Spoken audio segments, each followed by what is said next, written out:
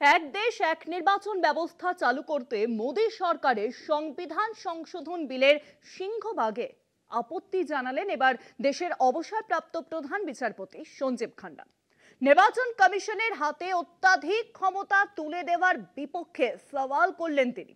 একই সঙ্গে জানিয়ে দিলেন, কোনো ক্ষেত্রে ভোটের সময় কমিশন পিছিয়ে দিলে তা পরোক্ষে কেন্দ্রীয় সরকারকেই সহায়তা করা হয়।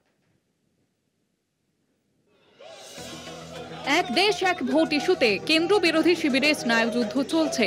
এই নীতি কার্যকর করতে গিয়ে দেশের নির্বাচন কমিশনের হাতে অতিরিক্ত ক্ষমতা তুলে দেওয়ার পক্ষপাতী নন সুপ্রিম কোর্টের প্রাক্তন প্রধান বিচারপতি সঞ্জীব খান্না।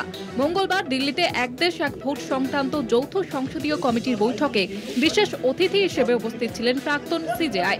সূত্রের খবর, এই সংক্রান্ত দুটি বিলের আইনি পরিভাষা ব্যাখ্যা করতে গিয়ে তিনি জানান, কোনো একটি রাজ্যের বিধানসভা ভোট এগোনো বা পিছনোর ক্ষেত্রে জাতীয় নির্বাচন কমিশনের হাতে অতিরিক্ত ক্ষমতা তুলে দেওয়া ঠিক নয়। নির্বাচন কমিশন একতরফাভাবে সিদ্ধান্ত নিলে সাধারণ মানুষের ভোটদানের মৌলিক অধিকার খর্ব হতে পারে।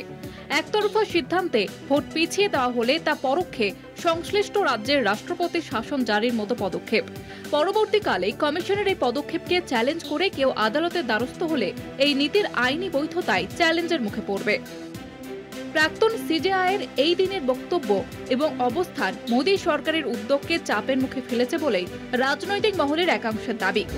দেশের শীর্ষ আদালতের অন্য দুই প্রাক্তন প্রধান বিচারপতি উদয় উমেশ ললিত এবং ডিওয়াই চন্দ্রচূড় নির্বাচন কমিশনের হাতে অতিরিক্ত ক্ষমতা প্রদানের ভাবনার তীব্র বিরোধিতা করেছিলেন।